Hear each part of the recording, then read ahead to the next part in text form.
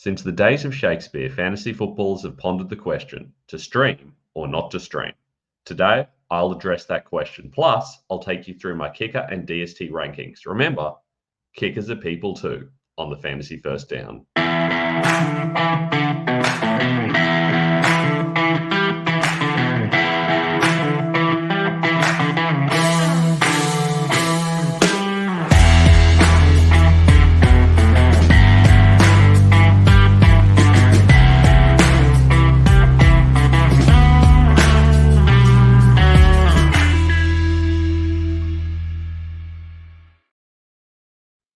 I'm Ben Wasley. Welcome to the Fantasy First Down. Thank you again for watching our videos. It's really exciting. We only started this channel about a month and a half ago. I know I've been doing this for a long time, but YouTube is a new thing for us. So to have 2,000 views on some of our videos is really awesome. So thank you for your support. If you haven't already, make sure you like and subscribe this video. You can also follow us on Instagram at the Fantasy First Down, on Twitter /X at Fantasy First Down with no O, and our website is ffdfantasyfootball.com. I've got all my rankings up there. We've got rookie rankings, we've got dynasty rankings, plus the list of all the articles I do for Razzball, Fantasy Pros, and all over the place. Today, though, we're talking kickers and DSTs, people that kind of slip through the cracks a little bit when we talk about fantasy football. But in a lot of your leagues, they're going to make a big difference to who wins the title. And the biggest question you need to ask yourself is, am I going to stream or am I going to stick with the same guy throughout the season? I'm going to take you through some of the pros and cons from each of those options. So let's get into the pros for streaming. This applies to both kickers and DST. Realistically, they both fall into a pretty similar category of players where you're only going to need to play one. They have a lot more variance between weeks and they're a lot more matchup dependent. So you can get away with just playing the correct matchups if you do it properly.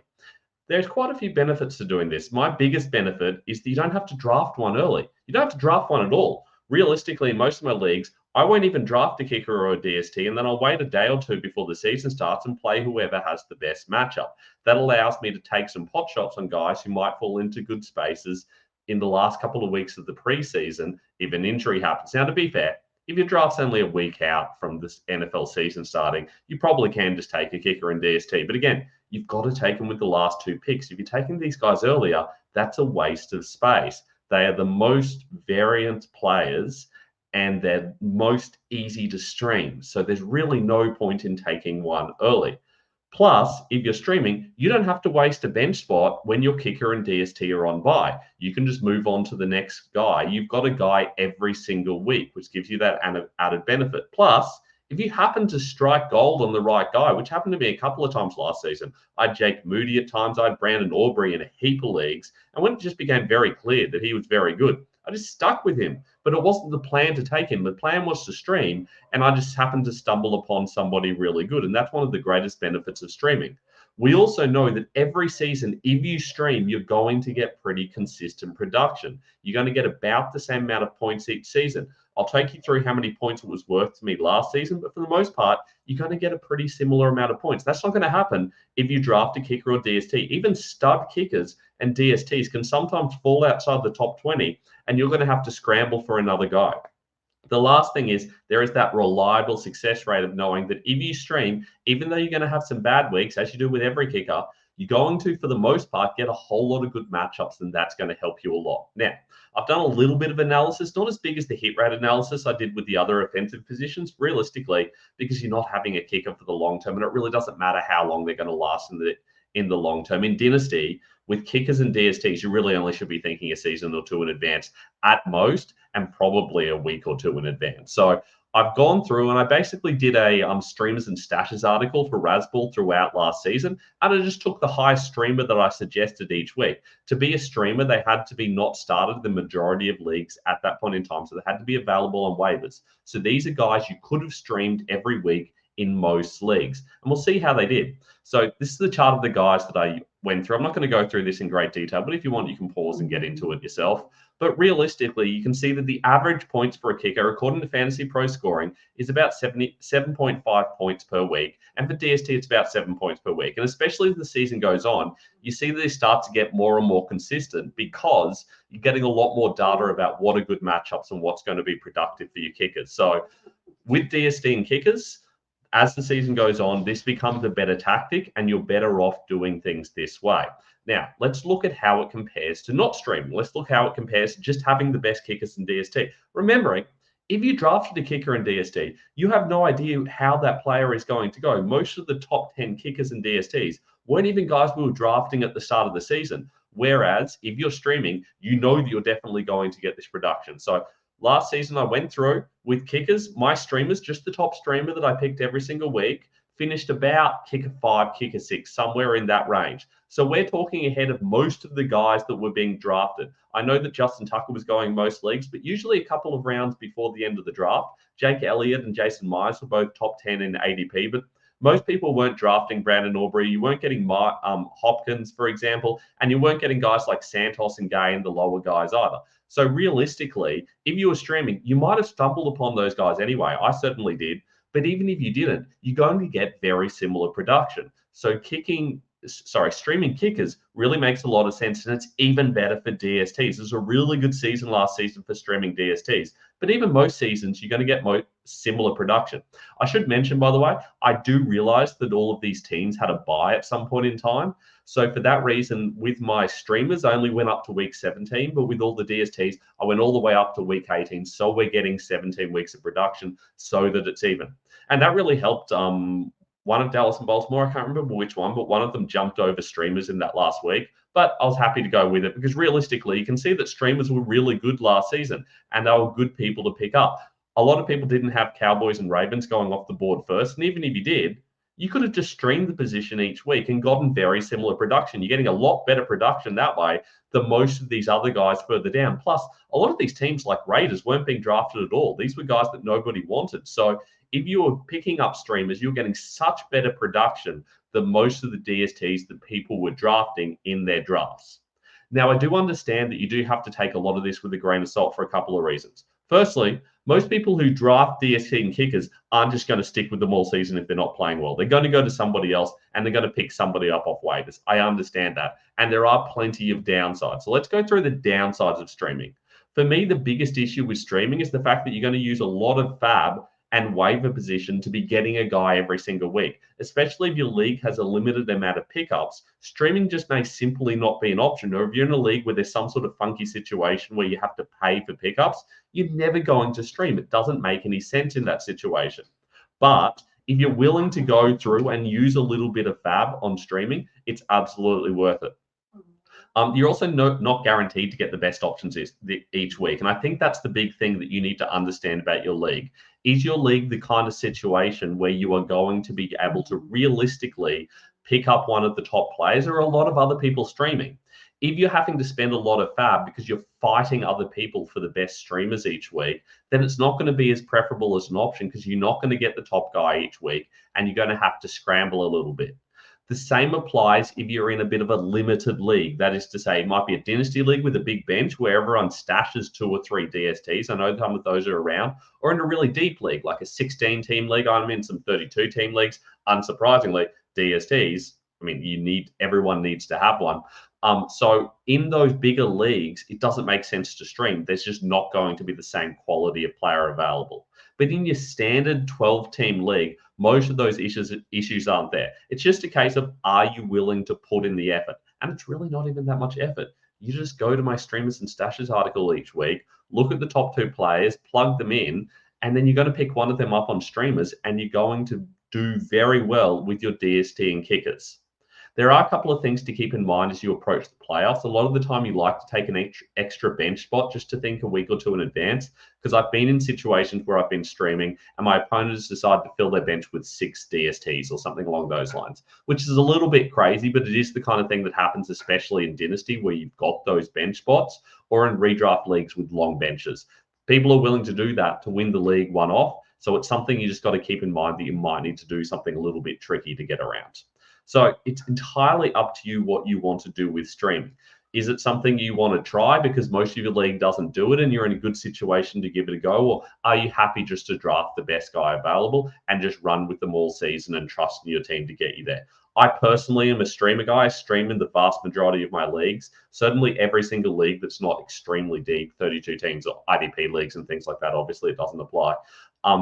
But in those leagues, even then, I still try to look out for those streaming options, just see if they're available. And I'm willing to be flexible in those situations because realistically, even the best kickers in DST can have a couple of good weeks and then disappear. We saw that with Jake Moody last season. Moody was one of the top kickers through the first 5 or 6 weeks of the season. And by the end of the season, he wasn't even top 12. He wasn't someone you wanted to have on your rosters. So kickers will go up and down over the course of the season. You're better off playing the matchups and trying to move and bob and weave depending on what's available and what's going to work in your situation.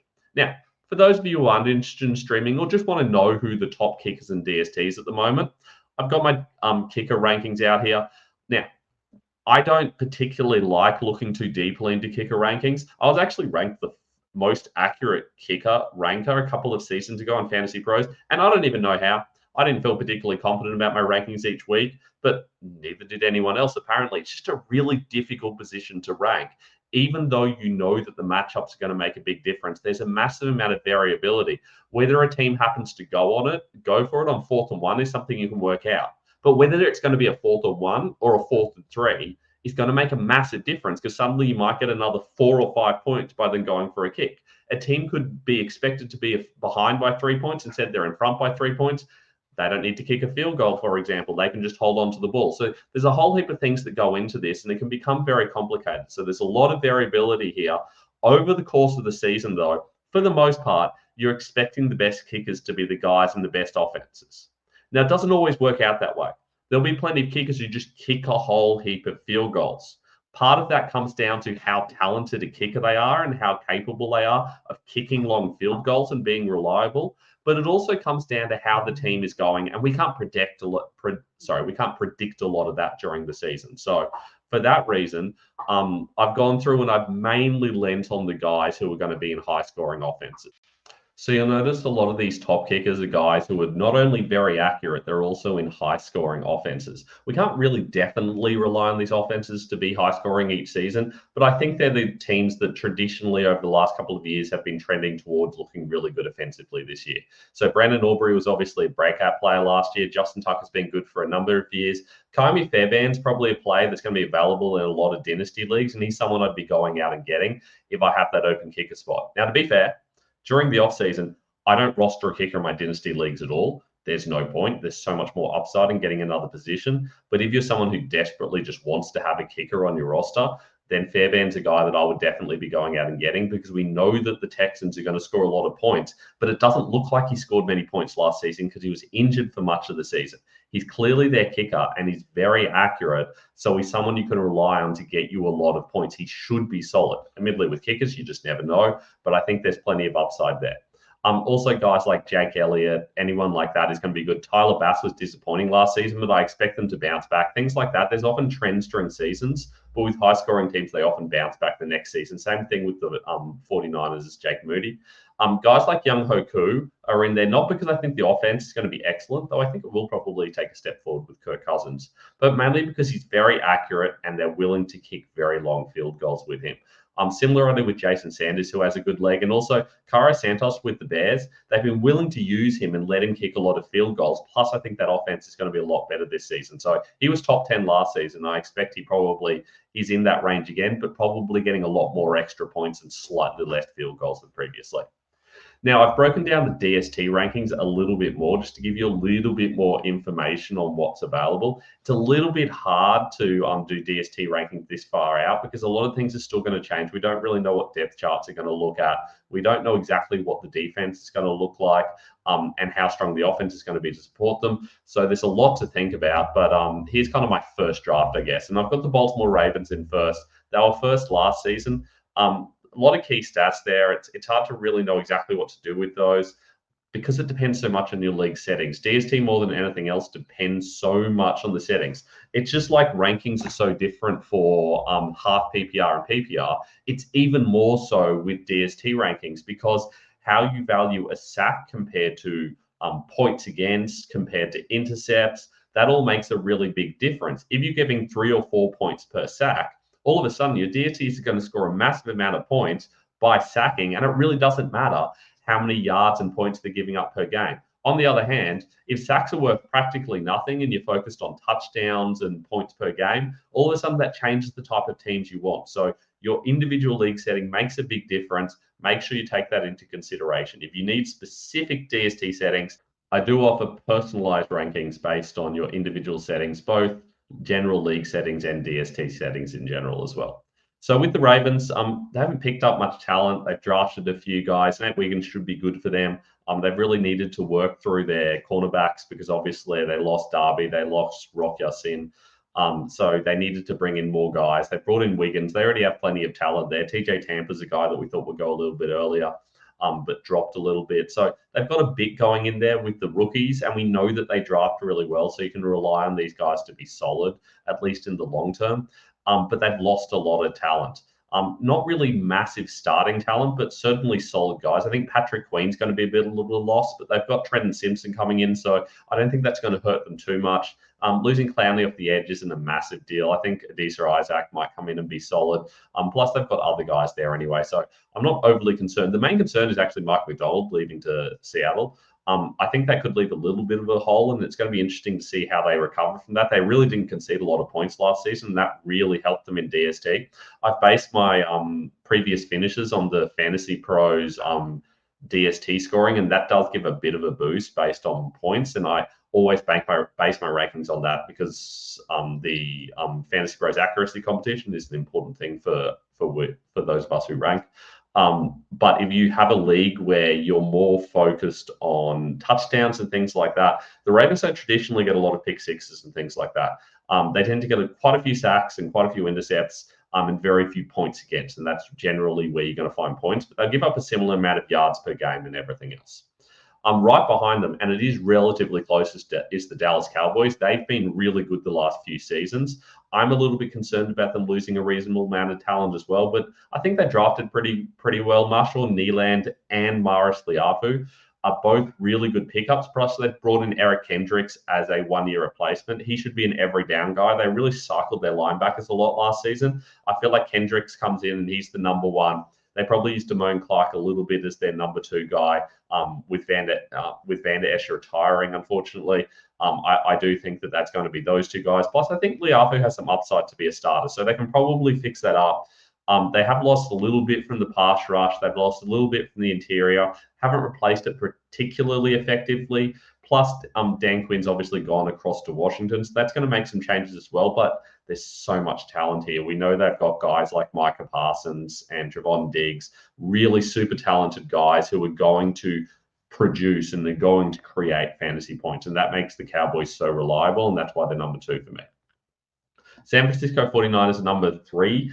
They're not often number three in these in the actual end rankings, but they do tend to be pretty consistent. We know they have a strong defense. They've kind of turned over a lot of players this year. A lot of their edge guys are gone. They were cycling a lot of edge guys opposite Nick Bosa. They had guys like Gregory and Young and Farrell, and they're all gone. They haven't replaced them with a lot. Leonard Floyd's been pretty productive the last few years. They gave a lot of money to Gross Matos. I'm not really sure why. But he's going to be solid at least. They do like to cycle those players a lot. I think Elliott's going to be solid. Devondre Campbell's a really good player, and they got him very cheap, so that's a good pickup. One they didn't really need, so it's going to be interesting to see how they use him, whether he comes in offers at Fred Warner or if it's more Dre Greenlaw or if he's not healthy. We'll see what happens with that. But they have cycled a lot of players, but I think they've replaced them with similarly talented players, and they've brought in some good players in the secondary through the draft. So I think they're once again going to be pretty solid. They just need to get a little bit more sack production. I think a couple more touchdowns would definitely not go astray. They were a bit unlucky to only have one. That's very random touchdown production. Admittedly, some teams like the Cowboys, who have very aggressive players like Diggs, will get a lot more pick sixes and touchdowns. But for the most part, touchdown production in DST is super random. So you're going to see that changed a bit from week to week. So if you see a low touchdown total, that could often mean regression. Now, the Buffalo Bills have had an aging secondary for some time, and they've finally decided to bring in some new blood. Micah Hyde and Jordan Poyer have been excellent for a while, but they're out the door, along with Dane Jackson and Trey White, who's been kind of going downhill for a little while. They've brought in guys like Cole Bishop. They've got Taylor Rapp there still, at least. D. Delaney will come in and it'll probably be a good slot guy or extra safety as well. So they have brought in some replacement talent. They haven't really brought in a particularly good edge rush replacement. I think losing Leonard Floyd's going to make a big difference, and they're going to have to rely a lot more on guys like AJ Epinesa. I think that's a little bit of concern and could see their sack total decrease slightly, but I still think they're going to be very solid and they deserve to be in this range, especially in the long term. New York Jets have been kind of building forward for a while, and we all expected them to take a jump forward last season, but the offense was so bad that it made it really hard for the defense to keep points off the board. They were getting solid sack numbers. They were getting good intercept numbers. They even had a good touchdown total, which is a bit of a bonus, but they were just getting too much of the ball going to their opponent, and they were having to do a lot more work. So I feel like we could see with the offense being a little bit better this year that they are a little bit improved. I think bringing Hassan Reddick in is a big gain for them. Obviously, they've lost Bryce Huff in response. That was nearly a trade, even though it was only Reddick that went the trade and Huff just went as a free agent. But I do think that's going to be a big win for them. I rate Reddick very highly. They've really worked on the interior to kind of give them a little bit more opposite Quinn and Williams. Unfortunately, they lost Quinton Jefferson, but they've brought in two good replacements, I think. So I think they're going to be solid again. There should be someone who'll be in that range. I think they've got a lot more upside, but we haven't actually seen them do it recently. So there's a little bit more risk in this pick. You're kind of projecting a little bit on what should happen. Miami Dolphins were actually in the top 5 last season. They've been good for 4 of the last 5 seasons. They'd lose Vic Fangio this season through their own choice, admittedly. But so it's going to be interesting to see what effect that has. They allowed a lot more yards per game, I think possibly because teams were needing to chase a lot, but their sack total was very high because they were in front in big games a lot of the time, and they had some pretty sweet matchups as well. I do think they're going to be improved this season, though. They've brought in a lot of talent, especially through the draft. They've brought in guys like Chop Robinson and through free agency, really improved their linebacking course. They needed to do that because Jerome Baker was not good enough to be a starting number 1 linebacker. They bring in Jordan Brooks, who's excellent, plus Anthony Walker should be able to help out.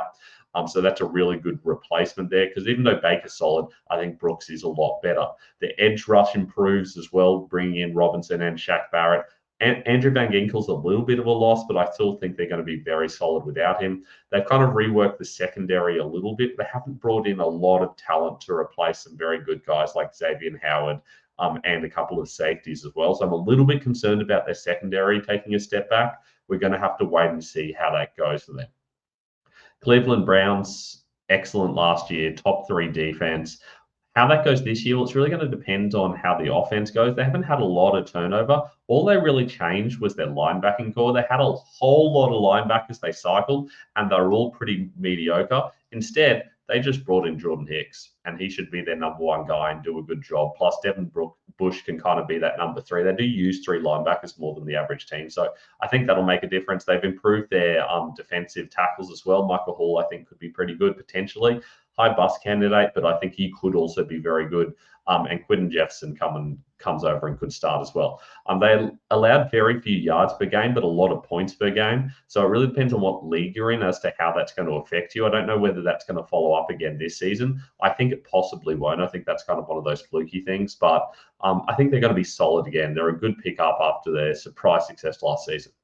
Pittsburgh Steelers have always had a pretty good defense, but they really took a step back in 2022. They bounced back last year, and I feel like they probably keep improving. They've really improved their linebackers. They brought in Peyton Wilson in the draft, who, if he can stay healthy, is going to be excellent. Plus, we know how good Patrick Queen can be. And the guys they lose really aren't particularly massive losses in the linebackers. The cornerbacks, they've lost 3 solid players. They bring in Dante Jackson, who's going to be a good starter.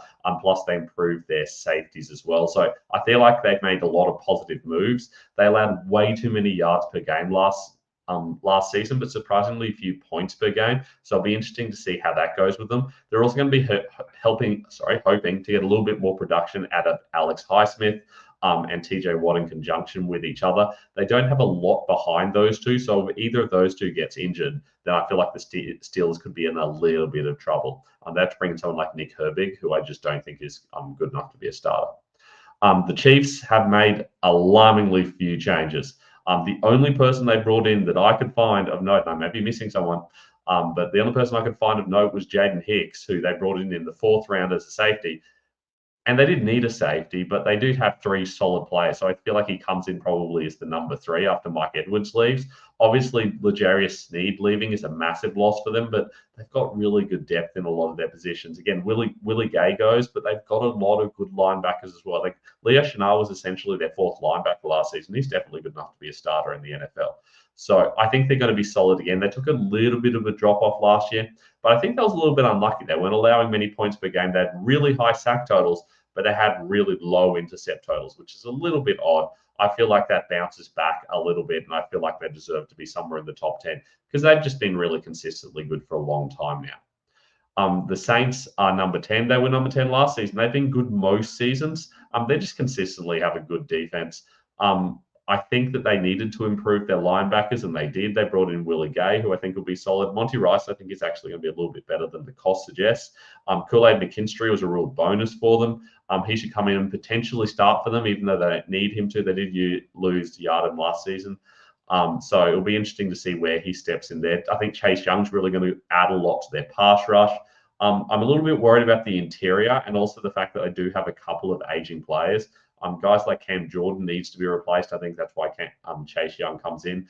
But their defensive tackles are pretty weak, and I feel like they could get done a little bit there. They allowed a lot of yards per game last season without conceding too many points. They didn't get enough sacks, and that part of that was from the interior, but their edge rush was a little bit average as well. They had a lot of name players, and they couldn't get production out of them. So hoping that Chase Young can step in and make a big difference. If you want to see the full summary of the rankings, there it is. Take a screenshot if you wanted to save it. And that's all we've got today. I will, of course, be back in the coming weeks with a whole lot more fantasy football chat. If you haven't already, make sure you like and subscribe. Make sure you're not missing out on all of that stuff I'm going to be bringing out. I'll also be doing a whole heap of articles on Razzball, talking about the hit rates a little bit more that I've had a couple of videos on recently. Plus, I'll also be talking about my dynasty rankings there as well. You can find all of my rankings at ffdfantasyfootball.com. You can follow us on Instagram at the Fantasy First Down, and I tweet out of at Fantasy First Down with no O. If you've got any questions, leave them in the comments, or feel free to message me over Instagram or any other social media you can find us on. I will be back within the coming days with a lot more fantasy football fun.